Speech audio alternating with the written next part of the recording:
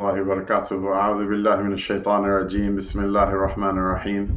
الحمد لله رب العالمين، وصلى الله تبارك وتعالى وسلم على سيدنا محمد، سيدنا وسندنا وحبيبنا وشفيعنا ومولانا، صلى الله عليه وعلى آله وأصحابه وأزواجه وذرياته وأهل بيته ومن تبعهم بإحسان إلى يوم الدين وبعد. Today we continue our daily series on the heroes of Islam with the topic and the theme, subtopic and subtheme, I should say, that we started from yesterday, which is taking a look at the stories of the biblical prophets and the stories of the prophets that came before the Nabi Sayyidina Muhammad sallallahu alaihi wasallam that are mentioned in the Quran. Not all of them are biblical. In fact, the two of the ones that we're going to talk about today are in fact not. One of them is Sayyidina Hud alayhi salam, and the other, his name is Sayyidina Salih alayhi salam. And both of them continue with the theme of an ancient world in which the human race was not burdened by overpopulation, by which the human race was living a sort of golden era in terms of its natural life. People were healthy, people were strong, there was plenty to eat, people did not need to work all that hard in order to get their rizq and their sustenance from the earth. And this is the intervening period between what? Between Sayyidina Nuh alayhi salam and Sayyidina Ibrahim alayhi salam, Noah and Abraham. May the peace and blessings of God be upon them. And so the two prophets I wanted to talk about today, one is Sayyidina Hud alayhi salam. Hud is a name that's interesting. It's not common amongst the Muslims. There are people historically who have taken this name, but not all that many. And he was sent to his qawm who were known as Ad, and Salih alayhi salam, then after him, was sent to a people known as Thamud. And the interesting thing about both of them is that they were both Arab prophets and they were sent to Arabs. And Ad and Thamud, they belong to a now extinct lineage of Arabs that were known as the Arabul Ba'ida.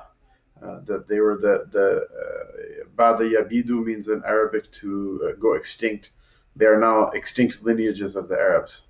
Why? Because they were destroyed by Allah subhanahu wa ta'ala, but they indeed inhabited the Arabian Peninsula, and they spoke a Semitic language, which is Arabic. In Arabic, the word Arabic, like a lughatul Arabiya, it's a very broad tent. It doesn't just include the language of the Quran.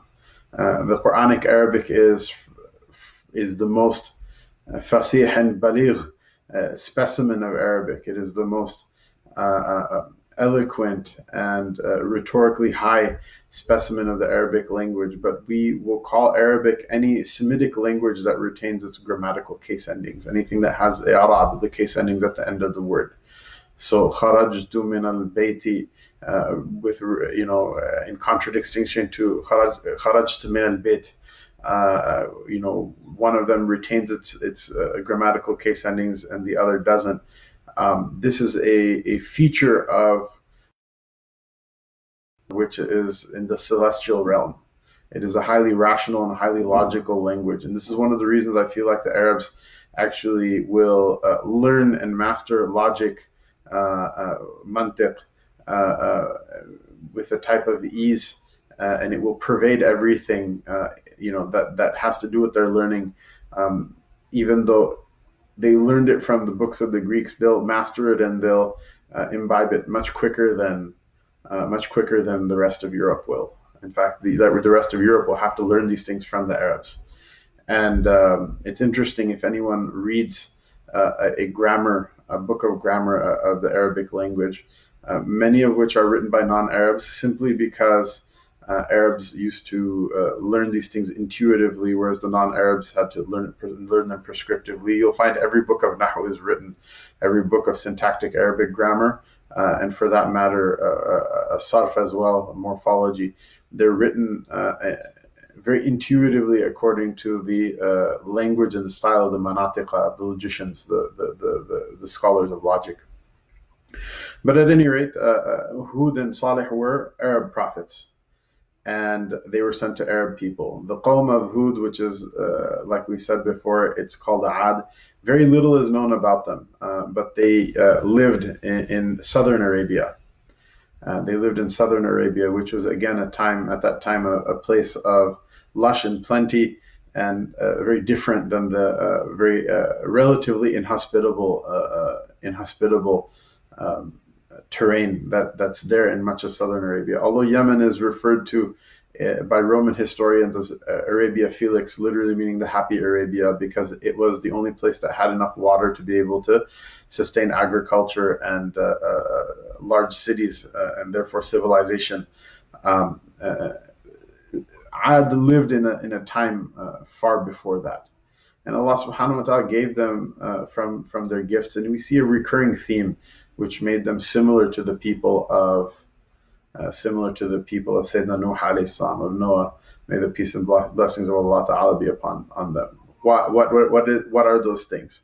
Those things are, first, fasad fil aqaid, that they used to worship all sorts of gods and idols and other things other than Allah subhanahu wa ta'ala. The second is that they the strong amongst them and the wealthy amongst them used to oppress the poor and used to take advantage of them, and there was no justice established between them. And this is something very odious to the Lord. Allah subhanahu wa ta'ala has forbidden dhulm for himself, and he doesn't like for any of his creation to perpetrate dhulm on others. He forbade injustice and transgression for himself, and it angers him that his creation, some of them, should be unjust with others. And so this is the second issue. And the third is the arrogance that they believed that they would never die, that their civilization would live forever. And for that reason, they tormented Sayyidina Hud alayhi salam, who called them to the deen. But you see that their wealth and their blessings were in fact a curse on them. This is something important to understand. Their wealth and their blessings was what? It was a curse on them. And we also should be very careful, because the point of the stories of the Quran, of the different prophets, they're not like, so we can say, oh, look how good we are and look how stupid they were, or look how wonderful we are and look how horrible those people were. The point of the stories of the Quran is what? It's like we said yesterday, مَا نُثَبِّتُ بِهِ فُؤَادَكَ, that Allah subhanahu wa ta'ala uses it to make the heart of the Prophet sallallahu alaihi wasallam first, and then after him all of the believers who come thereafter, make their hearts firm on this path of doing God's work of bringing belief back into people's lives, into belief in Allah ta'ala and no one else other than him, and to bring into people's lives again a tawajjuh, and a turning, an orientation toward the hereafter, an orientation toward the higher realm, an orientation toward light and toward spiritual things, rather than just acting like some sort of sophisticated chimpanzee amongst people. And that's one purpose in it. Another purpose is what? It's defined by the hadith of the Nabi sallallahu alaihi wasallam, very succinct hadith that we should all take benefit from, which is what? As-sa'idu man wu'ila bi ghayrihi. The happy one is the one who takes a lesson from other people's misfortunes. You don't have to wait until everything bad happens to you. If someone else does something stupid and they suffer the consequences, we feel bad for them, but the happy person is the one who learns the lesson from their suffering of their misfortunes. You don't have to wait till the misfortune becomes your own. Like if you see like there's a building, right? And there's a line of, you're a cow, and there's a line of cows going into the building one by one, and you never see a cow coming out of the building, only boxes of meat. Should you stand in that line as a cow? No, don't be stupid. Make a run for it. Unfortunately, human beings, there's this thing about human beings, like they call it groupthink. People behave like lemmings, and they just do what everybody else did. Don't do what everyone else did. Don't think you're better than Ad or Thamud or the people of Nuh or really anyone mentioned in the Quran as being good or bad. You're not better than Pharaoh. You're not better than any of them. You and I are not better than any of them. Every one of us inside of our nafs, we have inside of our ego, we have the capacity and we have the capability of being even more evil than Iblis himself, being more evil than Pharaoh and Haman. We have that ability inside of us. And the fortunate one is the one who can quash that and bring from the nafs the good things that can come from it rather than the potentiality of evil. And so coming back to what we were saying about Ad, what they had was what? What they had was blessings from Allah subhanahu wa ta'ala. They had wealth, they had beautiful food to eat, long lives.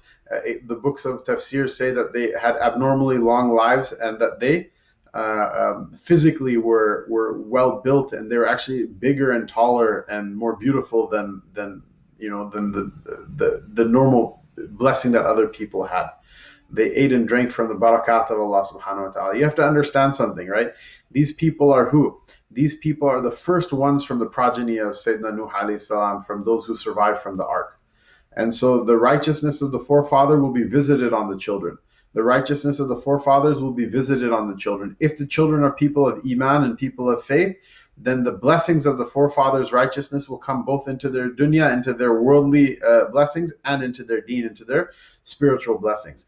If those children are impious, unrighteous, and if they're disbelievers, then the blessing will come into their dunya. It will come into their worldly wealth, but it won't come into their spiritual life. Why? Because the one who doesn't believe in Allah subhanahu wa ta'ala, that one has no portion of the hereafter. That one has no portion from the hereafter. And so what happens is that Allah subhanahu wa ta'ala gave them all of these blessings. They had long lives. They had, after some generations, deviated from the deen of Allah ta'ala and from the worship of one Allah subhanahu wa ta'ala and from the keeping of morals and of justice between them, of uprightness between them, of good character between them. And they had then slipped again into the same pattern that we described yesterday of how people go from worshipping one Allah Ta'ala to worshipping many gods. And if you missed it, you can listen to yesterday's talk. It was described in some detail.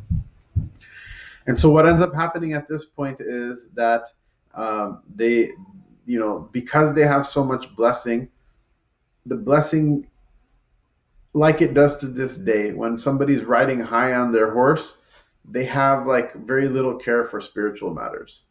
But what happens when people fall from their high horse?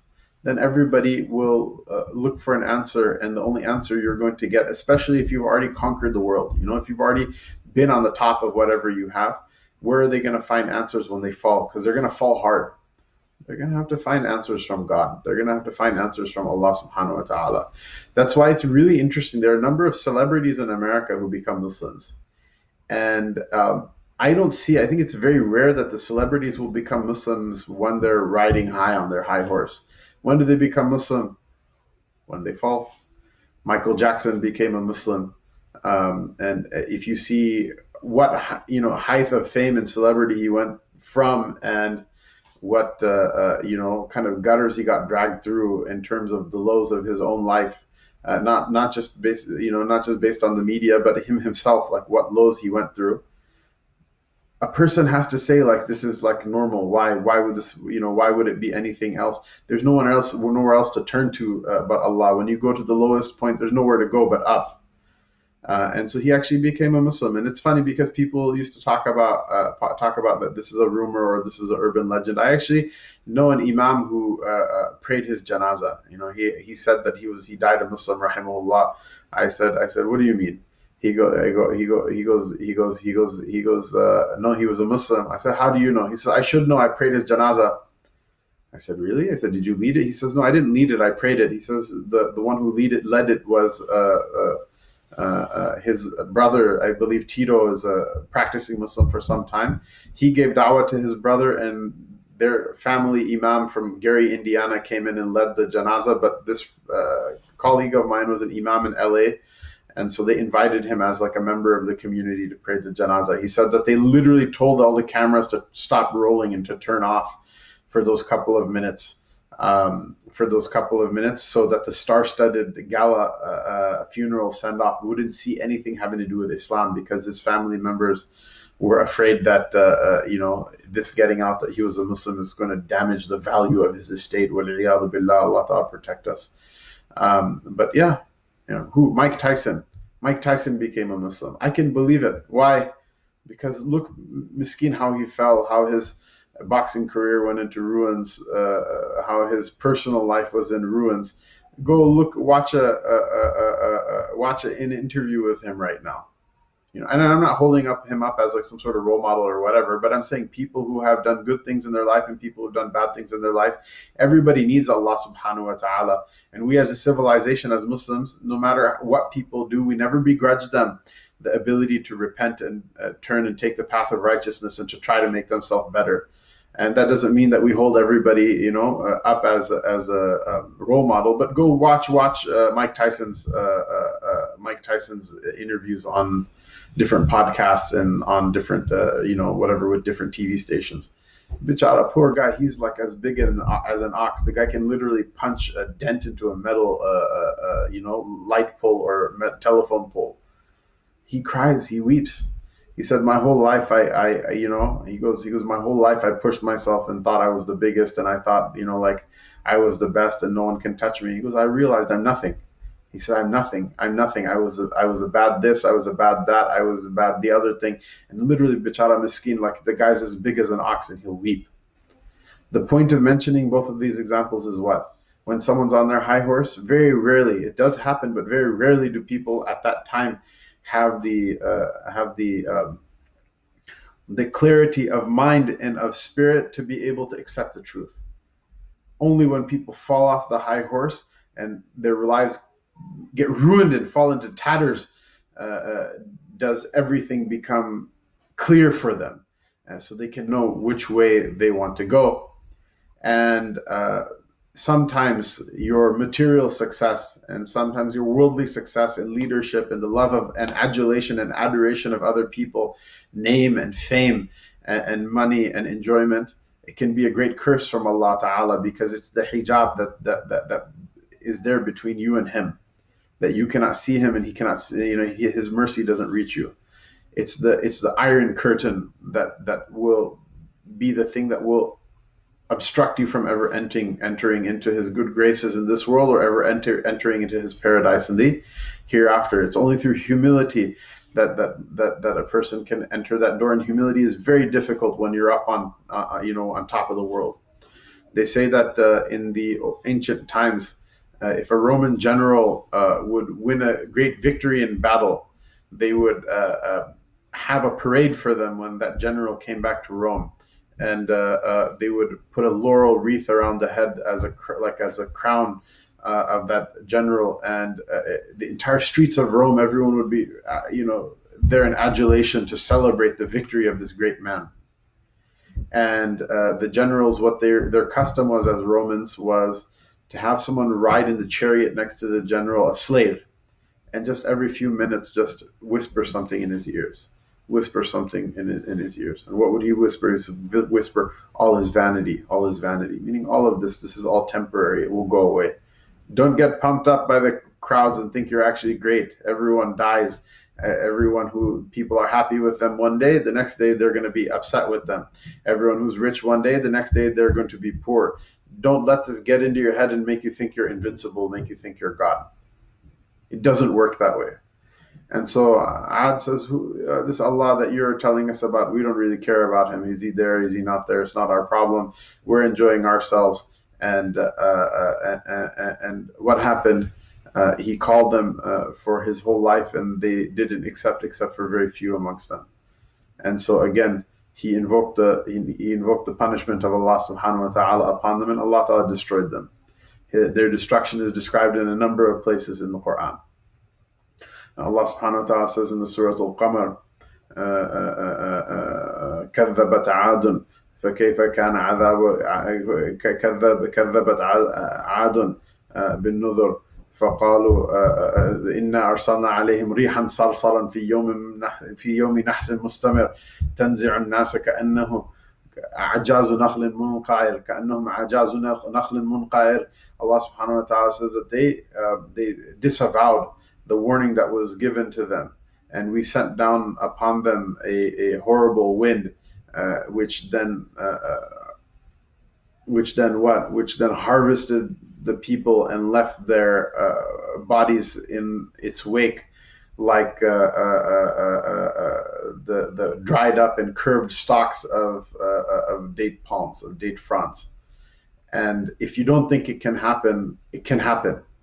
Weird things. Allah Ta'ala can make all sorts of things happen. There's an entire sliding scale of what Allah Ta'ala can make happen. Look what's happening to our qawm right now. And again, we said this from before, that if you believe in Allah and you believe in the last day and you believe in the Prophet ﷺ and you believe in the prophets and you're praying 5 times a day and you're trying your best, this is not proper that a person should say, look, the torment of Allah is coming on me. The torment of Allah Ta'ala comes for the ones who He hates. The one who believes in Him, He never hates that person. Inshallah, for all of us, this is a purification, and for all of us, there's something better for us on the other side of it. But look what Allah Ta'ala can do.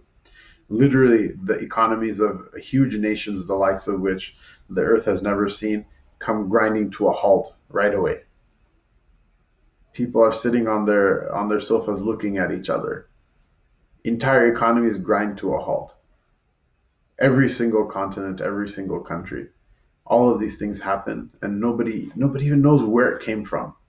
And the people are like, well, do we make money and die, or do we sit at home poor? These are the kind of weird, like the two things that human beings fear the most are death and poverty.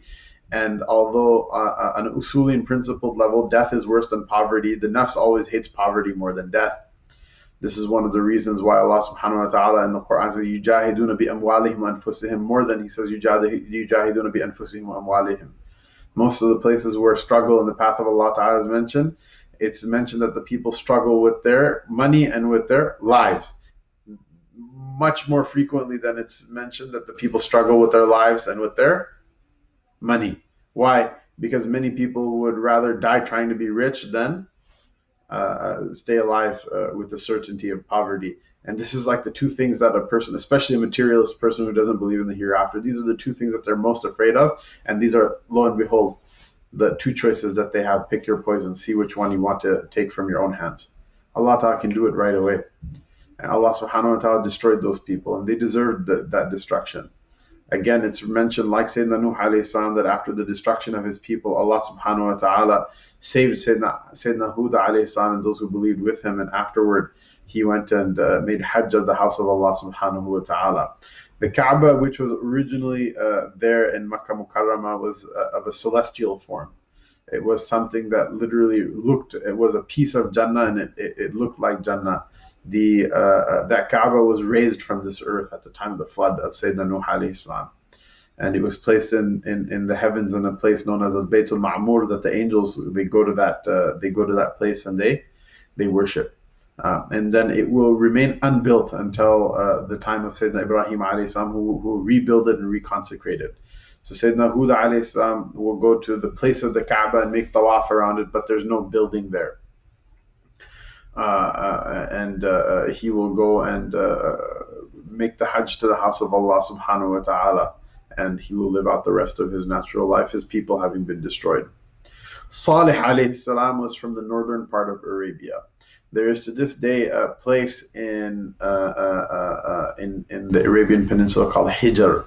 They call it the Mada'in Salih. And Allah Ta'ala mentions in His book that they make naht of houses, that Allah subhanahu wa ta'ala gave them dwellings made of stone, that they would carve their houses in the sides of mountains. And so the houses would have pillars and facades, and they were literally like stone caves that were carved into mountains.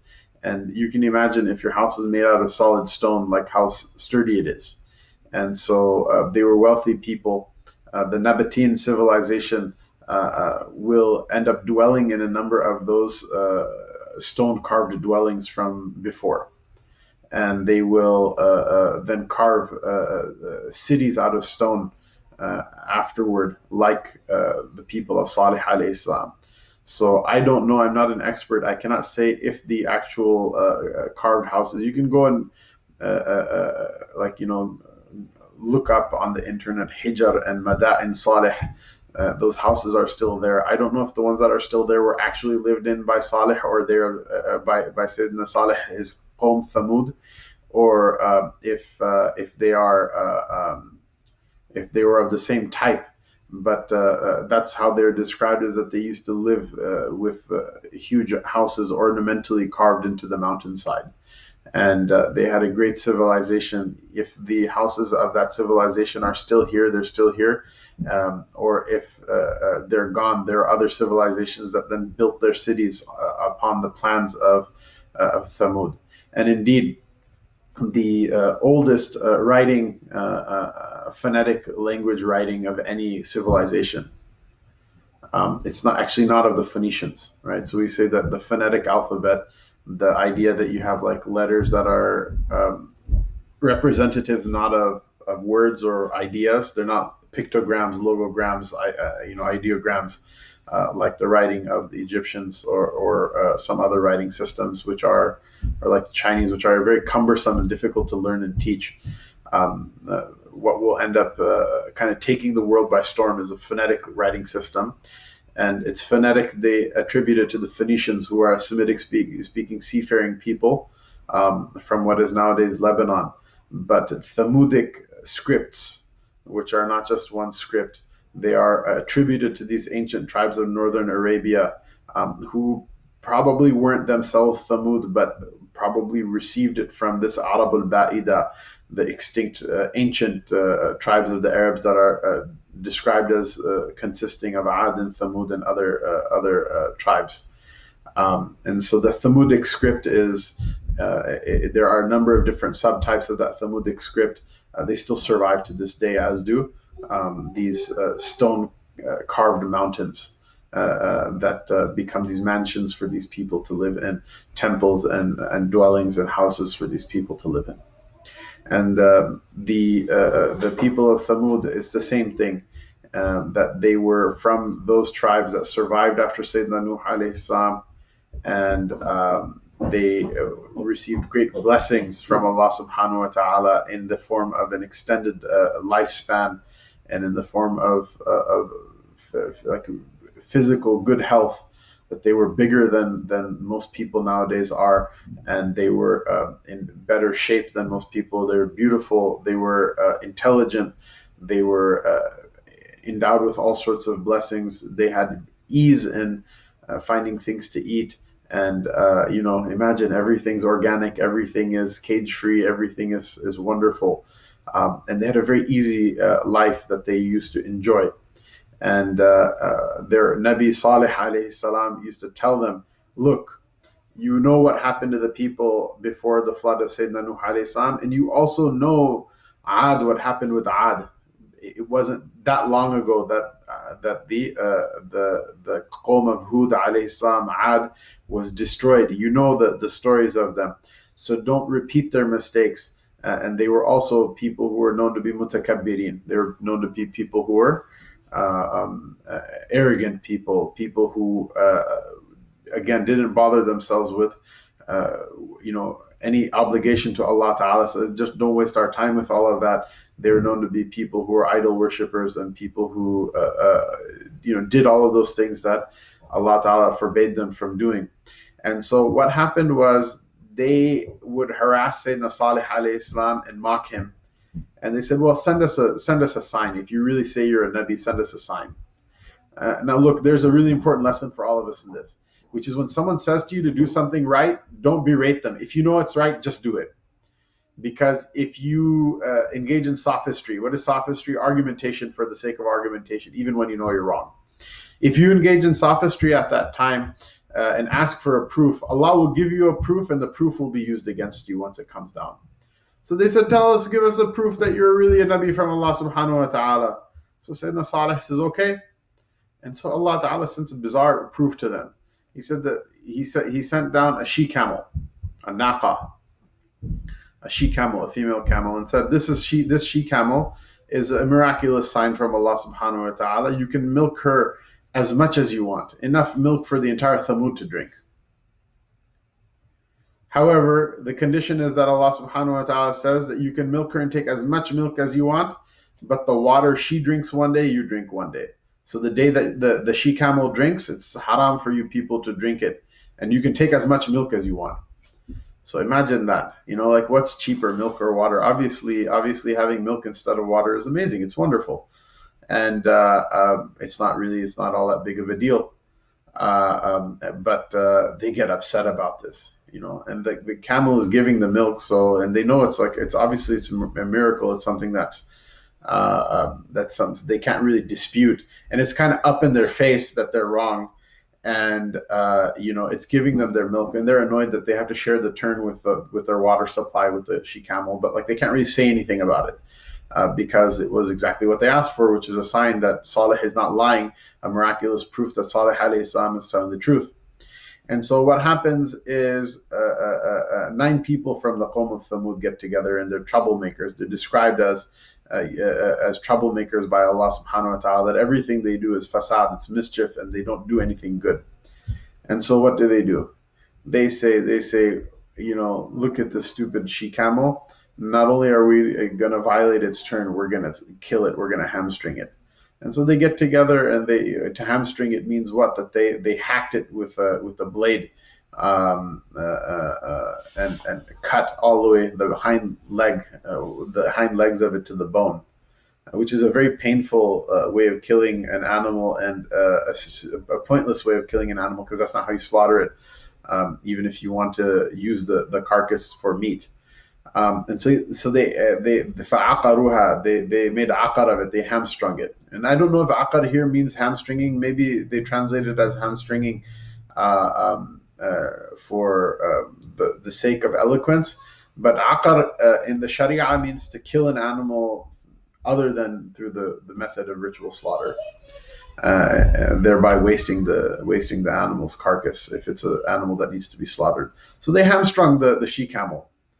And Sayyiduna Salih, he's like, okay, that's a wrap. You guys are going to get it now. And so he just made his arrangements and he left. And they said, well, where's the adhab of Allah? Where is it? How come it's not coming down? He said, it'll come down. Enjoy yourself for 3 days. Afterward, everyone's going to be destroyed. And the bizarre thing that the Mufassirun write about the way the adhab came on them, that for 3 days, they were told, go enjoy yourself, go do whatever you want. And the only weird thing that was there in those 3 days was every day their skin would turn a different color. No pain, no headaches, no symptoms, no nothing. Go enjoy yourself, do whatever you like. You're going to die in 3 days. The only thing that was different about those 3 days is that every day their color would change. And it's very eerie and it's very creepy. Why?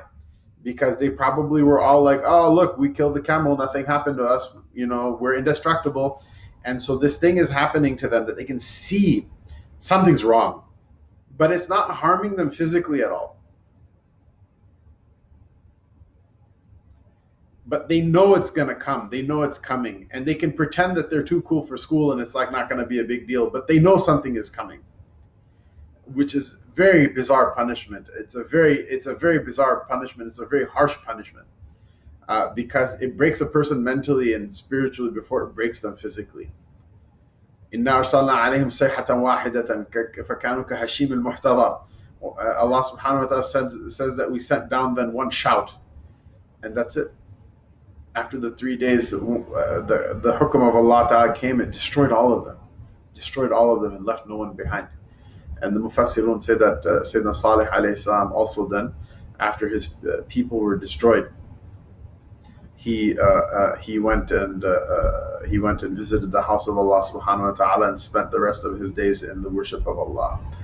But these are the difficulties that those before us had to go through. So, if someone makes fun of your hijab, or somebody makes fun of your beard, or calls you darwish for, praying 5 times a day or whatever, it hurts and it sucks. Inshallah, we can talk about it if you need someone to talk to. But remember, there are great people who give great sacrifices and who are very patient with Allah subhanahu wa ta'ala for this deen.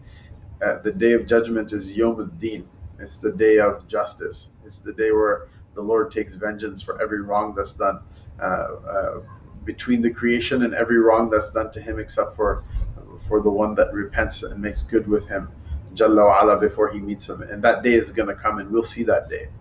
And let a person not feel overwhelmed in this world, because Allah subhanahu wa ta'ala, His justice is something that no one can escape from.